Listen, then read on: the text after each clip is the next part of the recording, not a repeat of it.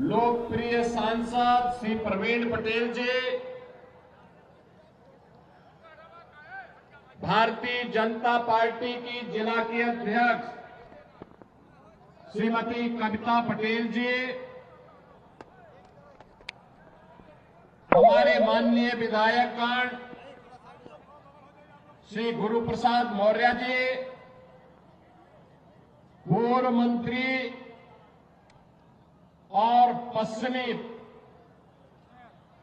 शहर पश्चिमी से माननीय विधायक श्री सिद्धार्थनाथ सिंह जी, माननीय विधायक श्री हर्षवर्धन वाजपेयी जी, राजमणि कौल जी, वाचस्पति जी, पीयूष रंजन निषाद जी, सुरेंद्र चौधरी जी, डॉक्टर केपी श्रीवास्तव जी, मंच पर उपस्थित पूर्व सांसद श्रीमती केसरी देवी पटेल जी, प्रोफेसर रीता बहुगुणा जोशी जी, श्री विनोद सोनकर जी, भारतीय जनता पार्टी, अपना दल, निषाद पार्टी और एनडीए के सभी सहयोगी दलों के सभी सम्मानित पदाधिकारीगण और जिन्हें आशीर्वाद देने के लिए ये भारी संख्या में जनता जनार्दन यहां उपस्थित हुई है, ऐसे भारतीय जनता पार्टी और एनडीए के लोकप्रिय प्रत्याशी श्री दीपक पटेल जी और उपस्थित इस क्षेत्र के फूलपुर विधानसभा क्षेत्र के कछार क्षेत्र से जुड़े हुए सभी मेरे उपस्थित बहनों और भाइयों, मां गंगा के आंचल में स्थित इस पावन धरा को जो अपने ऐतिहासिक और अपनी पौराणिक महत्ता के लिए जाना जाता है, इस पावन धरा को कोटि कोटि नमन करते हुए आप सबका मैं अभिनंदन करता हूं, स्वागत करता हूं। बहनों और भाइयों, यह फूलपुर लोकसभा क्षेत्र का फूलपुर विधानसभा क्षेत्र है और यहां पर भगवान प्रयागराज की असीम कृपा और मां गंगा की कृपा भूमि का क्षेत्र है। हम सब के लिए, हर सनातन धर्मावलंबी के लिए एक पावन तीर्थ के रूप में पूज्य क्षेत्र है। हर व्यक्ति की आस्था जुड़ी रहती है और यह वर्ष तो विशेष है क्योंकि 12 वर्ष में आने वाला महाकुंभ का आयोजन जनवरी 2025 में फिर से प्रयागराज में होने जा रहा है। जैसे प्रधानमंत्री मोदी जी ने यूनेस्को की सूची में लेकर के मानवता की अमूर्त सांस्कृतिक धरोहर के रूप में उसे मान्यता दिलाई है, ऐसी पावन धरा पर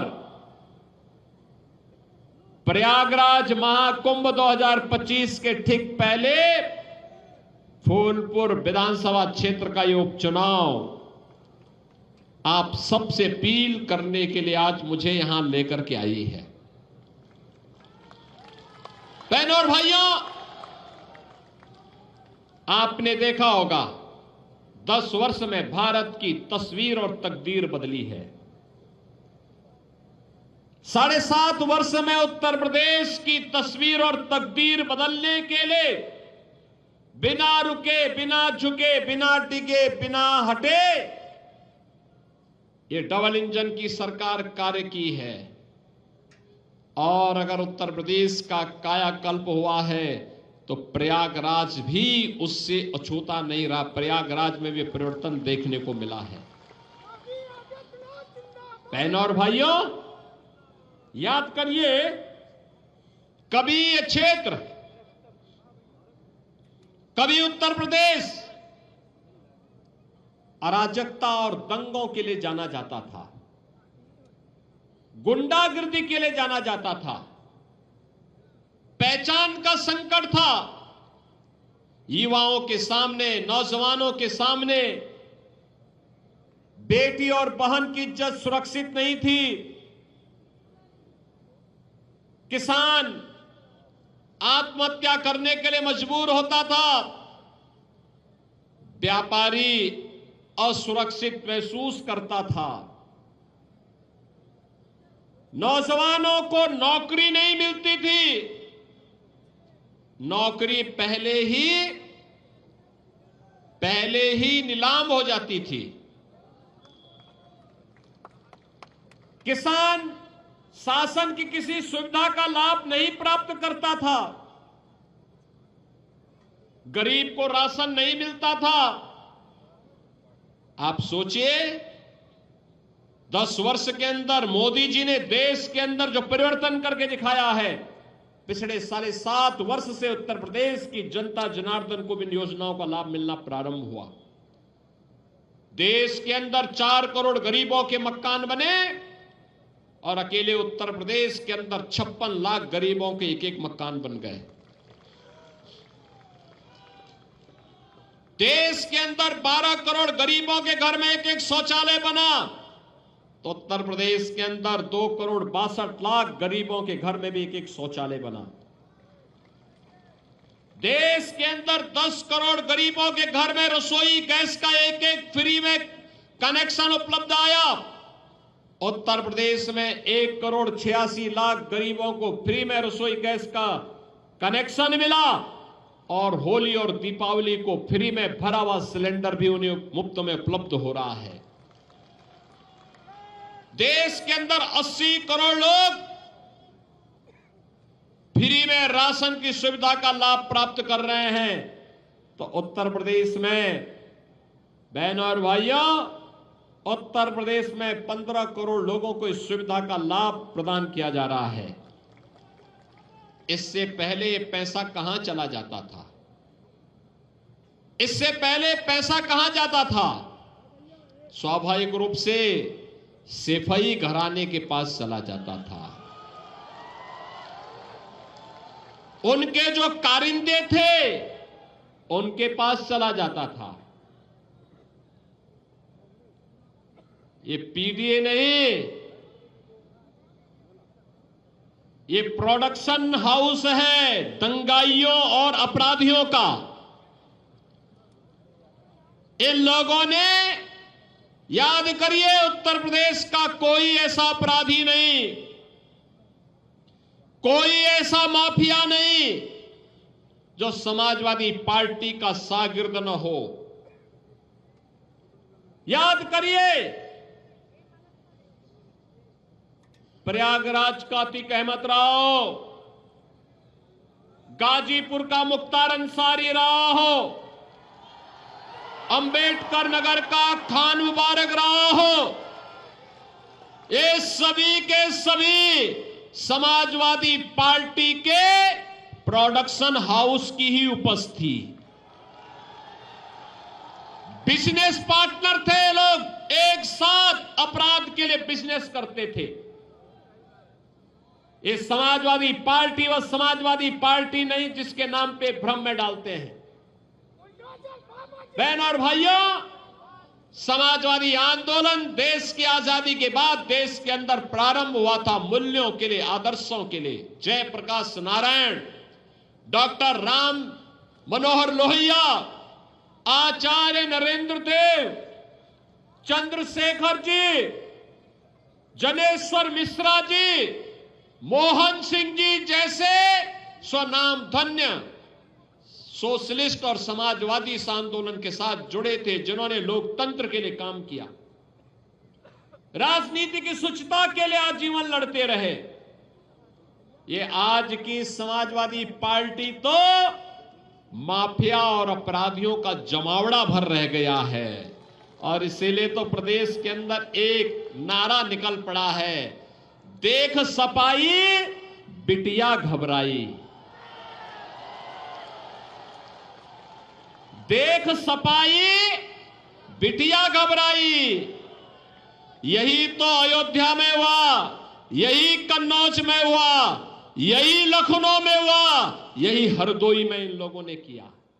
अब आप बताओ, क्या इसमें कार्रवाई नहीं करनी चाहिए थी क्या? आप मुझे बताओ, इनको बुरा लगता है, कहते हैं साहब कार्रवाई क्यों कर दी।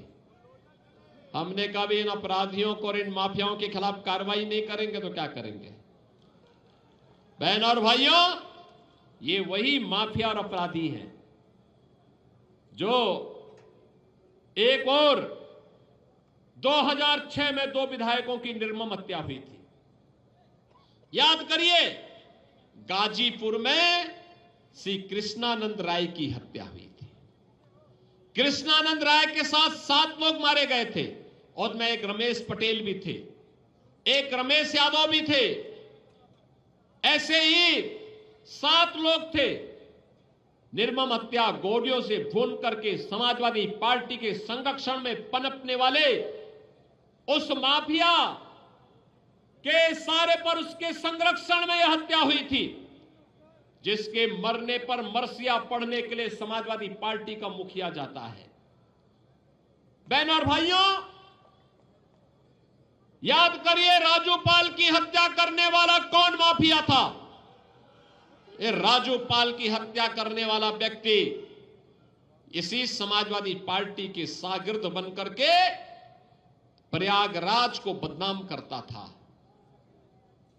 आप याद करिए, ये समाजवादी पार्टी, इसीलिए मैं कहता हूं, समाजवादी पार्टी का मतलब आज के दिन पर, समाजवादी पार्टी का मतलब प्रोडक्शन हाउस है ये माफिया और अपराधियों का। हर दुर्दांत माफिया और अपराधी यहां से पैदा होते हैं, यहां से आगे बढ़ते हैं, पनपते हैं, और इनको अच्छे अच्छे ट्रेनर वहां पर इन लोगों ने पैदा करवाए हैं, रखे हैं। और इसीलिए मैं आपसे कहने के लिए आया हूं, बहनों और भाइयों, ये चुनाव केवल आज का चुनाव नहीं है, ये वर्तमान को तो संवारने का चुनाव है, लेकिन भविष्य बनाने का चुनाव भी है, भविष्य बनाने का चुनाव भी है। और उसी भविष्य को बनाने के लिए आज हम सब आपके पास आए हैं। मैं उसी भविष्य को बनाने की अपील करने के लिए आज आपके पास आया हूं। अभी मुझे यहां पर बताया गया, कछार क्षेत्र में हर वर्ष बरसात के दिनों में यहां पे हजारों बीघा लैंड जलमग्न होती है। अभी राकेश सचान जी मुझे बता रहे थे।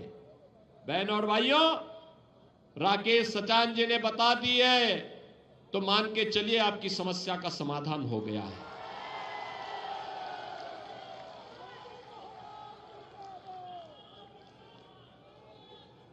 हम लोगों का यह मानना है, मोदी जी के नेतृत्व में हमने तो एक बात माना है कि सरकार का मतलब समाधान होता है, सरकार का मतलब समस्या नहीं होती। और सरकार को डूब मरना चाहिए जो सरकार गरीब की आवाज न सुनती हो, अन्नदाता किसान की आवाज न सुनती हो, युवा की आवाज न सुनती हो।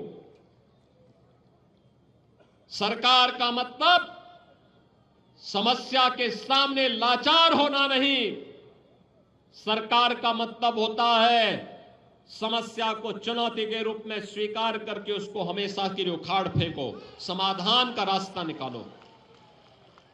और उसी समाधान के लिए डबल इंजन की सरकार आपकी सेवा के लिए समर्पित भाव के साथ कार्य कर रही है। बहनों और भाइयों, प्रयागराज वासियों को तो पता ही है, प्रयागराज वासियों को तो पता ही है कुंभ 2019 कैसे हुआ था।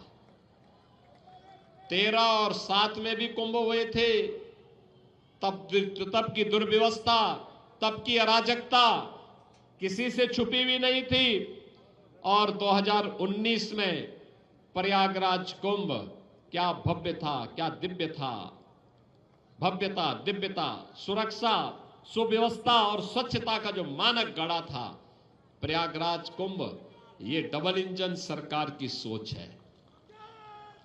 प्रयागराज वैश्विक मंच पर छा गया था। उस समय मेरी टीम के हिस्से थे आज भी डिप्टी सीएम श्री केशव प्रसाद मौर्य जी, सिद्धार्थनाथ सिंह जी स्वास्थ्य मंत्री थे, नंदी जी हमारी सरकार के मंत्री आज भी है, श्रीमती रीता बहुगुणा जोशी जी, प्रोफेसर रीता बहुगुणा जोशी जी,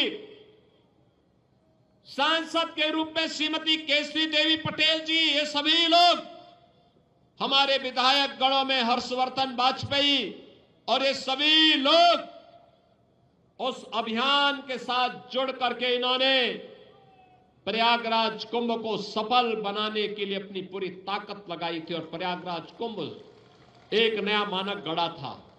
और बहनों और भाइयों, आज आप सबका मैं आह्वान करने के लिए यही आया हूं। प्रयागराज जब नई पहचान के साथ वैश्विक मंच पर लहराता हुआ दिखाई दे रहा है, जब प्रयागराज कुंभ 2000 महाकुंभ 25 दस्तक दे चुका है, 13 जनवरी से 26 फरवरी तक ये महाआयोजन होने जा रहा है, तब एक युवा और जुझारू विधायक फूलपुर को मिलना ही चाहिए, और वह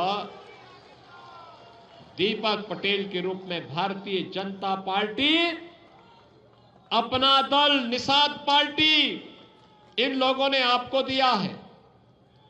बहनों और भाइयों, समाजवादी पार्टी के वास्तविक चरित्र को देखना है तो देखिए अयोध्या में एक निषाद बेटी के साथ क्या व्यवहार किया था इन्होंने,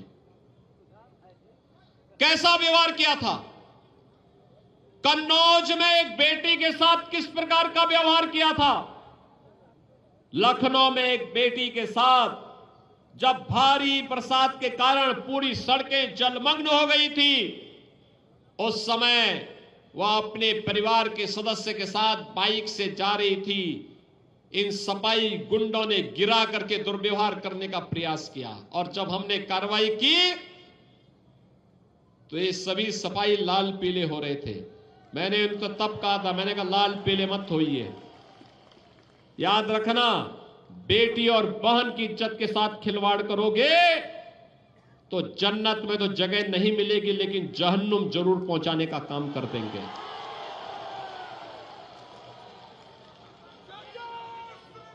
बहनों और भाइयों, मैं इसीलिए आपसे कहने के लिए आज आया हूं, विकास और विरासत की गारंटी भाजपा दे रही है, सुरक्षा, समृद्धि और सुशासन की गारंटी भाजपा दे रही है, हर घर नल के माध्यम से शुद्ध पेयजल उपलब्ध कराने की गारंटी भाजपा दे रही है, और बाढ़ की समस्या का स्थायी समाधान भी भाजपा आपको देगी, उपलब्ध कराएगी।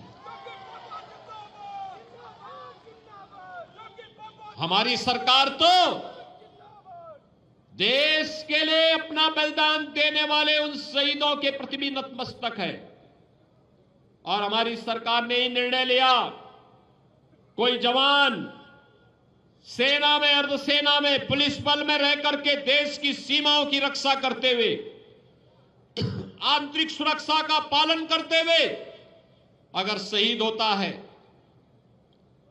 तो उसको, उनके परिवार को 50 लाख रुपए और किसी एक सदस्य को हम नौकरी देंगे, हम लगातार दे रहे हैं। जो भी ऐसे परिवार होंगे उनकी स्मृतियों को, उन शहीदों की स्मृतियों को बनाने का काम सरकार कर रही है, और ये हमारा दायित्व है।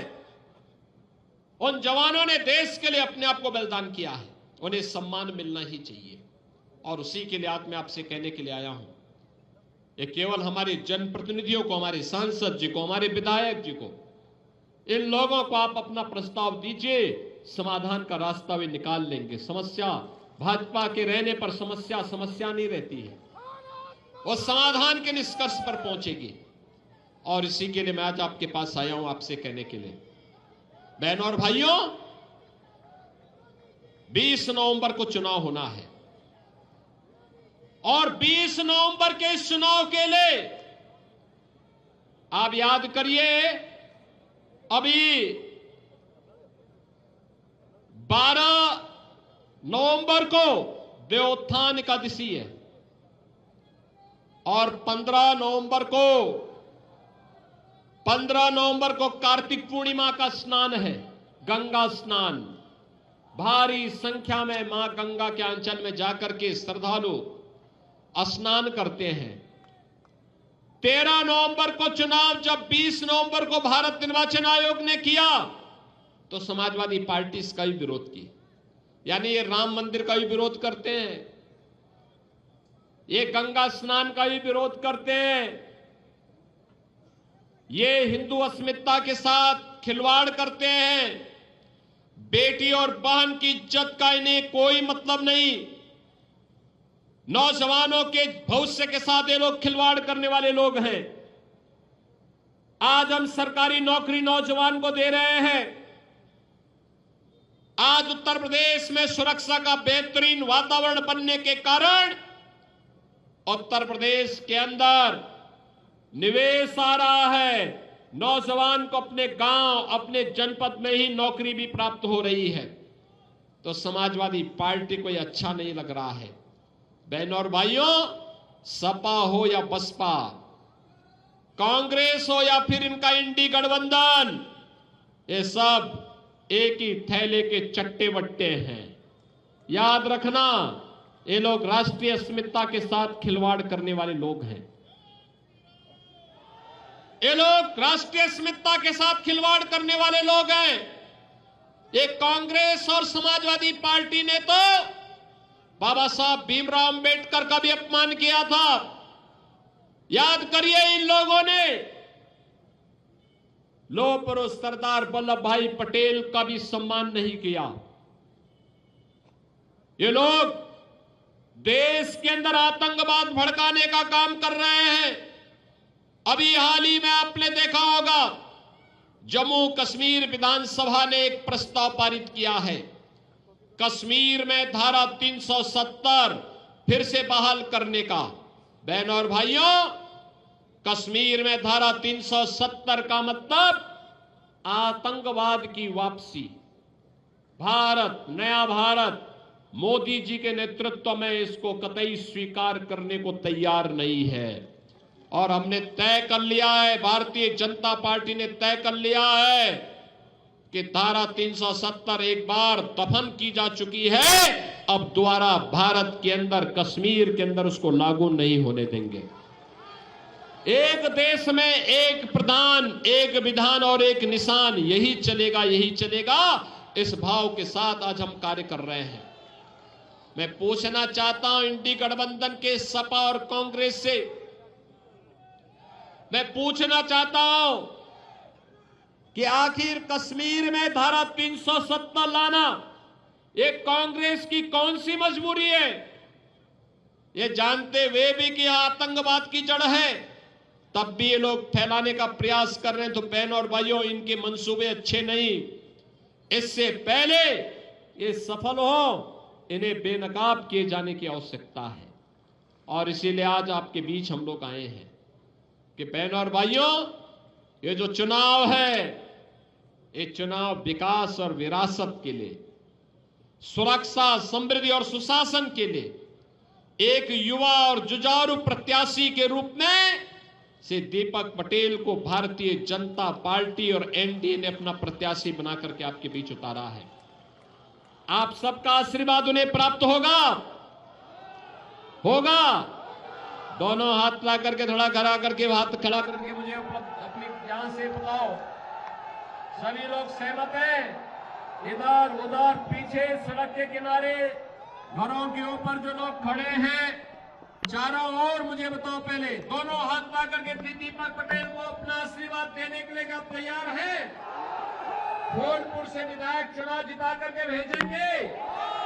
बहनों और भाइयों, अगर आप उन्हें चुनाव जिता करके भेजने के लिए तत्पर हैं, तो विकास और सुरक्षा की गारंटी में डबल इंजन की सरकार की है।